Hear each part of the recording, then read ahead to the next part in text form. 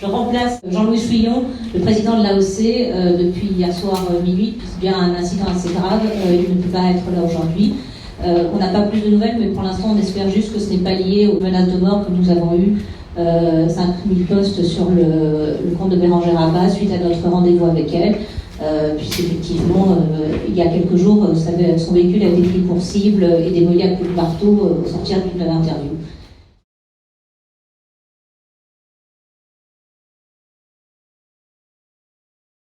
L'AOC donc est une alliance des opposants aux pratiques de chasse qui rassemble 32 associations d'usagers et d'associations d'opposition à la chasse et qui regroupe environ un réseau de 200 000 personnes.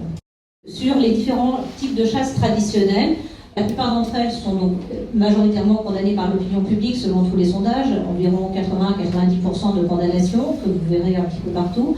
Et pourquoi ces chasses traditionnelles posent problème? C'est notamment parce qu'elles sont non sélectives, c'est-à-dire qu'elles piègent ou qu'elles tuent n'importe quel type d'animal. Parmi elles, il y a notamment la capture à la glu, qui est une capture donc, où un bâton est enduit de glu et où n'importe quel type d'animal peut se coller dessus et rester collé dessus.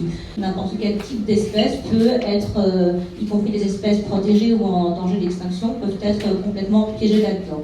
C'est d'une puissance redoutable. Alors pourquoi est-ce qu'on autorise ça? Puisqu'avec des artifices légaux, c'est soi-disant qu'il y a la présence d'un chasseur ou qu'ils vont à proximité pouvoir nettoyer les plumes et tout. Dans la réalité, c'est absolument pas le cas. La plupart des animaux se font des blessures et sont extrêmement abîmés par ce genre de pratiques. Donc c'est ce qu'on appelle des astuces juridiques qui sont dans les faits inapplicables et toxiques, puisqu'effectivement le désengluage avec la colle est extrêmement difficile. Et vous vous doutez bien que la plupart des chasseurs ne prennent pas un soin très particulier à nettoyer des animaux qu'ils ne pourraient pas conserver. Donc elle est rejetée effectivement par 84% de la population Ipsos. En outre, cette chasse-là, comme d'autres chasses, est contraire à la directive européenne, ce qu'on appelle la directive Oiseaux, qui date de 2009 et qui donc effectivement condamne ces pratiques pour la bonne et simple raison qu'elles ne sont pas sélectives. Vous avez également la chasse à la tenderie, qui est donc une chasse qui est pratiquée autorisée pour des chasseurs, interdite pour des piégeurs. Vous voyez le dispositif, vous avez un petit lacet. Ce lacet est non sélectif. Il va pouvoir piéger n'importe quel type d'animaux, n'importe quel type d'oiseaux de façon non sélective. Chez les piégeurs, il y a ce qu'on appelle un arrêtoir, c'est-à-dire que l'animal est conservé vivant. Donc il y a moyen de le sauver. Chez les chasseurs, absolument pas. Donc l'animal sera tué, comme vous voyez là, et ne pourra pas être sauvé. Cette chasse-là est également condamnée par la directive, est interdite par l'Union européenne, par la directive Oiseaux, donc de 2009, dont vous avez les éléments là. Il y a donc des incohérences effectivement entre ces décrets qui encadrent la chasse, puisqu'effectivement les piégeurs ont une obligation d'avoir un arrêt, donc un arrêtoir sur ce collet, mais absolument pas pour les chasseurs. Au niveau de la tendelle ou la lek, c'est donc une chasse, là encore, non sélective. Alors je vous expliquerai les astuces légales. Il s'agit donc d'une pierre qui est maintenue par quelques petits morceaux de bois que l'oiseau, qui est appâté généralement par un peu de nourriture, va faire tomber sur lui et donc la pierre va assommer l'oiseau. Cette chasse là aussi est non sélective puisqu'effectivement il n'y a pas, attention, interdit aux espèces sur la liste rouge de l'UICN, n'approchez pas. Donc n'importe quel type d'animal, n'importe quel type d'oiseau peut être pris dans ce piège-là. L'astuce juridique est de faire un pseudo-trou sous la pierre pour capturer l'animal. Dans les faits, ils sont généralement assommés, généralement blessés, ou ils peuvent mourir étouffés. Donc là, le prétexte étant que ça permettrait de capturer vivants les animaux afin de relâcher les espèces protégées. Dans les faits, on observe que c'est inopérant. Là aussi, c'est effectivement rejeté par la population et ça répond donc également, c'est condamné également par l'Union européenne et par cette directive Oiseaux. La vénerie sous terre. Alors la vénerie sous terre, il faut se rappeler que la plupart des chasses en fait sont issues du braconnage au niveau de l'histoire et elles ont été légitimées par la survie ou dictées par des croyances, notamment la volonté d'éradiquer le mal.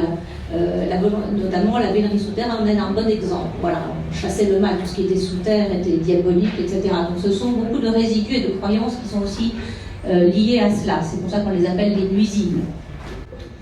Donc la vénerie sous terre, c'est effectivement, il repère où se trouve la chambre souterraine où se terre le renard.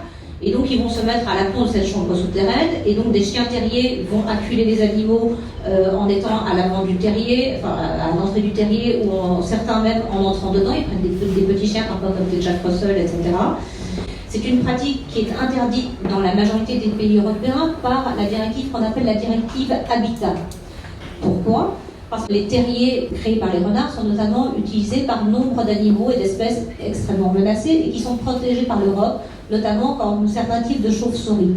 Ils ne font pas le distinguo et donc ces habitats-là sont donc détruits lors de ces chasses-là, par le déterrage, par les pinces, par les chiens. Des chauves-souris donc utilisent les terriers faits par les renards. Elles sont strictement protégées et donc la destruction de ces terriers met également en péril de nombreuses espèces, comme ces chauves-souris donc protégées par cette directive Habitat. Et je préciserai que pour la vénerie sous terre, ce sont surtout les blaireaux qui sont victimes de cette chasse. Le prétexte était de chasser en vénerie sous terre les blaireaux au motif de la tuberculose bovine. Il a été démontré par de nombreuses études, notamment en Angleterre, que ça ne tenait pas la route. Et concernant les renards, ils sont un allié pour l'agriculture au niveau de tous les rongeurs qu'ils mangent, mais également dans la lutte contre la maladie de Lyme. Donc c'est un loisir de pure torture, puisqu'il y a une absence de droit de l'animal sauvage, puisque si l'animal est reconnu comme un être sensible, nous parlons bien d'animal domestique. À un niveau domestique, vous entendez nos animaux de compagnie, vous entendez tout ce qui est animaux de rente. Également, le gibier d'élevage. Un animal d'élevage, tant qu'il est dans un élevage, que ce soit un sanglier, un lapin, un faisan, n'importe quoi, est un animal domestique. En tout cas, il répond à la protection de l'animal élevé. Dès le moment où la cage est ouverte, puisqu'il a un propriétaire jusque-là, dès le moment où la cage est ouverte, il devient un animal sauvage et il n'est plus protégé par quoi que ce soit. C'est une des raisons qui ont amené là aussi à demander l'extension de ce statut de l'animal sensible à l'ensemble des animaux, puisque c'est une aberration. On ne comprend pas pourquoi le faisan qui est en cage est protégé et dès qu'il est libéré, il ne l'est plus. Donc c'est un loisir de torture auquel de nombreux enfants assistent et sont encouragés. Donc ce qui a été démontré également avec la corrida, c'est tous les traumatismes que ça peut créer au niveau des enfants.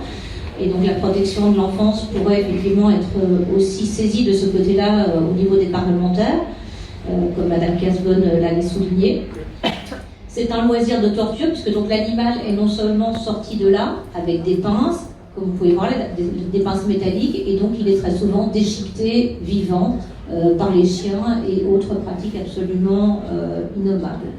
La chasse à courre est une des chasses traditionnelles, issue effectivement des chasses royales, où c'était le privilège du roi que de tuer le cerf. Cette chasse à courre est ce qu'on appelle une chasse à l'épuisement. C'est la raison pour laquelle je suis éthologue, spécialisée en comportement animal sur les espèces sauvages. C'est pour ça que vous voyez les cerfs qui arrivent épuisés, ils ne peuvent plus bouger. C'est pas qu'ils ne veulent pas s'en aller, c'est pas qu'ils ne pourraient pas fuir. C'est le principe des chasses de nos ancêtres préhistoriques. Ces animaux n'ont pas de système de ventilation, ils ne peuvent pas effectivement, à un moment donné, quand ils sont épuisés, transpirer, ils doivent s'arrêter. Et c'est à ce moment-là, en général, que les chasseurs les tuent. C'est ce qui se pratique dans les tribus africaines et ailleurs. C'est comme ça qu'ils les attrapent, donc à travers la course et l'épuisement. C'est comme ça qu'on peut avoir des cerfs qui se noient au milieu d'un étang. Un cerf, c'est tout à fait nager. S'il arrive épuisé au milieu d'un étang, il ne va pouvoir que couler. Quand ils arrivent en plein milieu d'un centre-ville, ils s'effondrent et on ne peut pas les faire bouger parce que justement ils sont épuisés, ils sont haletants, ils ont besoin d'un délai pour reprendre leur souffle et autres. Et c'est ce dont profitent les chasseurs. Ce sont effectivement des chasses qui ne respectent absolument rien et c'est ce qui crée des lésions internes, notamment chez les animaux, c'est cet épuisement et tous les problèmes que cela entraîne. Vous avez également la chasse à la pente. Donc la chasse à la pente utilise un oiseau domestique, puisque c'est un oiseau d'élevage, qui est attaché à un fil, qui donc est condamné à décoller pour aussi attirer ses congénères sauvages, puisqu'il va émettre des sons et autres. Donc il est condamné à décoller, une fois qu'il arrive au bout du fil, il est violemment ramené au sol et claqué au sol. Ce qui amène de nombreuses lésions au niveau des pattes, au niveau de blessures diverses. Ces congénères, donc, qui sont appelés, eux, vont être pris par les filets qui sont commandés par un chasseur. Donc les filets vont se rabattre et piéger les animaux ainsi piégés par ces appels. Donc c'est assimilé à de la torture et les blessures graves sont occasionnées par les entraves, donc par ce fil. Et donc c'est contraire à la loi régissant les animaux domestiques, c'est ce que j'expliquais en termes de maltraitance animale. Vous avez l'article du code pénal puisque cet animal à plan qui est attaché est donc jusque-là considéré comme un animal d'élevage. Donc ça devrait être condamné. Chasse à l'arc. La chasse à l'arc est une des pratiques les plus anciennes. Alors si des pratiques ont disparu comme la chasse à l'épieu ou d'autres chasses d'ordre, on va dire, préhistorique, cette chasse à l'arc a été autorisée en 1995 par un arrêté de Michel Barnier sous la pression du lobby de la chasse, justement autorisée. Et elle est devenue légale par arrêté ministériel du 18 août 2008.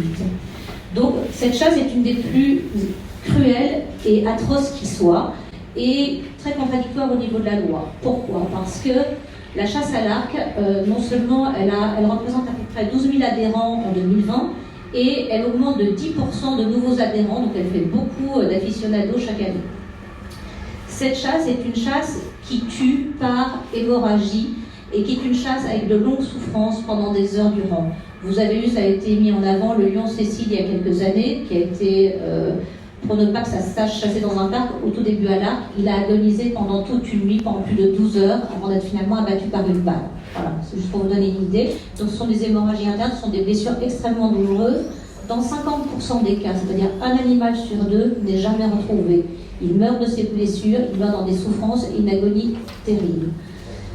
Ce permis est donc de chasse à l'arc est inadapté. Pour exemple, la formation pour tirer à l'arc, puisqu'a priori personne n'est Robin des Bois, c'est une seule journée de formation avec notamment 4 heures de formation vidéo. A contrario, vous avez d'autres examens, comme en Alaska, qui eux sont une formation sur plusieurs semaines. C'est une formation qui exige des tireurs que 3 flèches sur 4 à 27 mètres de distance soient logées dans des organes vitaux. Et moins de 10% d'entre eux y arrivent. Ceux qui n'y arrivent pas ne reçoivent pas le permis.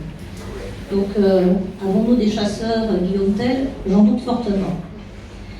Donc c'est la plus cruelle des chasses, puisqu'effectivement les animaux meurent par hémorragie, seulement 50% des animaux retrouvés, et donc elle est également, comme la plupart de ces chasses, solidement condamnée par la population. Il y a des décrets contradictoires. Pourquoi ? Parce que par exemple, au nom justement de la mauvaise image sur la chasse, au nom des souffrances infligées aux animaux par exemple la chevrotille, qui sont des petites balles de plomb, qui ne tuaient pas les animaux, mais qui créaient des multiples blessures, qui laissaient les animaux agonir pendant des heures. Et la chevrotille a été interdite et il y a eu l'obligation de remplacement par une balle, une munition militaire, Springfield, de façon à ce que cette balle elle ne tue pas parce que vous tirez dans un organe vital, elle tue par le choc qu'elle provoque. Donc si une chasse a été interdite du fait de la mauvaise image et du fait des souffrances occasionnées à l'animal, on peut s'étonner qu'une munition soit remplacée par une autre de façon obligatoire, mais qu'on laisse une pratique et qu'on autorise une pratique comme l'arc qui occasionne des souffrances pendant des heures durant, des hémorragies internes, qui n'a absolument aucune justification à part le loisir de se prendre pour Guillaume Tell. La chasse à la matole, même principe que la pente, là aussi est utilisée en appelant, c'est-à-dire qu'il va y avoir un oiseau au sol, donc on est aussi à nouveau dans l'élevage, qui va être là pour attirer un autre animal, et il va y avoir une petite cage qui va être ouverte pour attirer les autres animaux. Des animaux sauvages qui vont être piégés dans cette cage, théoriquement, pourraient être relâchés si ce n'est pas la bonne espèce. Théoriquement, ce ne serait pas, ça permettrait une sélectivité. Et dans les faits, c'est qu'un animal sauvage qui est piégé va chercher à se débattre, va donner des coups de bec, et donc va forcément se mutiler et s'abîmer. C'est de la maltraitance animale, y compris d'espèces protégées, d'espèces menacées qui peuvent être prises dans ces pièges-là. Et donc, de ce fait-là, on peut également se référer aux conditions légales de détention d'animaux domestiques, étant donné effectivement ces principes-là. Le 6 août 2021 dernier, le Conseil d'État a jugé que plusieurs de ces techniques de chasse traditionnelles concernant les oiseaux étaient donc illégales. Elles sont donc à compter d'aujourd'hui interdites, comme elles l'étaient déjà par l'Europe, comme nous l'avons démontré pour plusieurs exemples. Avec l'AOC, nous rappelons donc qu'il s'agit bien là de chasse traditionnelle concernant les oiseaux. Toutes les chasses traditionnelles ne sont pas interdites. Vénerie sous terre et chasse à courre ne sont, elles, pas interdites malheureusement. Ceci est le résultat de nombreuses associations, à commencer par celle qui a combattu de longue date, la LPO, mais également le résultat d'autres associations, dont celui de l'AOC Et il se peut que cette intervention ait également contribué, ainsi que nos interventions auprès de Bérangère Abba, la secrétaire d'État au ministère de l'Écologie, à faire avancer les choses.